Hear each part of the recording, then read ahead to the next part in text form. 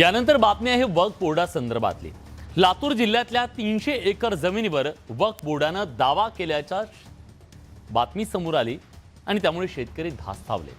तर इकडे मनसे अध्यक्ष राज ठाकरे यांनी वक्फ बोर्डाच्या मनमानीला चाप कसा बसवणार असा सवाल उपस्थित केला। अशा कोणत्याही नोटिसा पाठवल्या नाहीत असं स्पष्टीकरण वक्फ बोर्डानं दिलंय। पण या सगळ्या मुद्द्यावरून राजकारण तापलंय।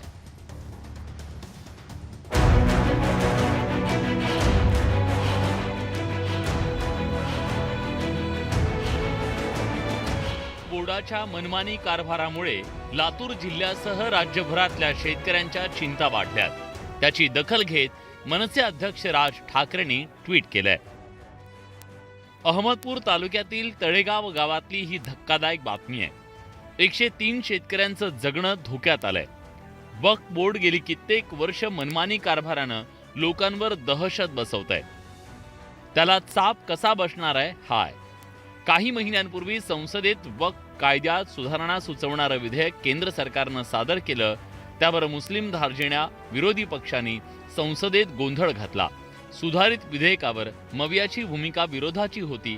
वक्फ कायद्यात सुधारणा काय आहेत हे थोडक्यात समजून घेऊ।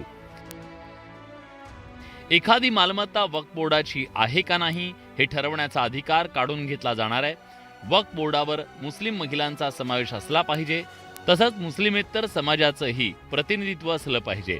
माझी केंद्र सरकारला विनंती आहे की विरोधकांच्या कुठल्याही दबावाला बळी न पडता शक्यतो संसदेच्या या अधिवेशनात हे विधेयक मंजूर करून घ्यावं अशी मागणी राज ठाकरेंनी केली। तर शेतकऱ्यांच्या जमिनीवर दावा केलेला नाही अशी माहिती वक्फ बोर्डाने केली आहे। मात्र समाजवादी पार्टीचे प्रदेशाध्यक्ष अबू आझमींनी वक्फ बोर्डाची जागा असेल तर नोटीस दिली पाहिजे असं वक्तव्य केलं। अगरचे वक्फ बोर्ड की जमीन है तो नोटिस देना ही चाहिए। वक्फ बोर्ड की जमीन का बंदरबाट हुआ है, बहुत सारी वक्फ बोर्ड की जमीनें अगर इंक्वायरी की जाए तो बहुत सारे गवर्नमेंट के ऑफिसर्स हैं, कलेक्टर की ऑफिस है, कारपोरेशन है और इस तरह से बहुत सारी जमीनें कब्जा की हुई हैं। मैं समझता हूँ ये मुसलमानों के पूर्वजों ने दान किया था अल्लाह के नाम पर, वो जमीनें वापस मिलना चाहिए चाहे किसी के पास भी हो। एका बाबू नावाच्या व्यक्तीने त्या जमिनीच्या बाबतीत ट्रिब्युनल कोर्टामध्ये दावा दिलेला असून ट्रिब्युनल कोर्टाने संबंधित शेतकऱ्यांना नोटिसा पाठवलेल्या आहेत। याद्वारे मी सांगू इच्छितो की वक्फ बोर्डाने कोणत्याही शेतकऱ्यांना अथवा लातूर जिल्ह्यामधील कुठल्याही गावामध्ये जमिनीवर दावा देत नोटिसा पाठवलेल्या नाहीत। आमदार अमित देशमुख यांनी वक्फ बोर्ड प्रकरणावर काय प्रतिक्रिया दिली आहे जाणून घेऊया। लातूरच्या शेतकऱ्यांच्या संदर्भामध्ये चौकशी सुरू आहे आणि चौकशी झाल्यानंतर त्याच्यावरती आपल्याला जे सत्य असेल ते पुढे येईल, त्याच्यात नंतर पावलं उचलता येईल।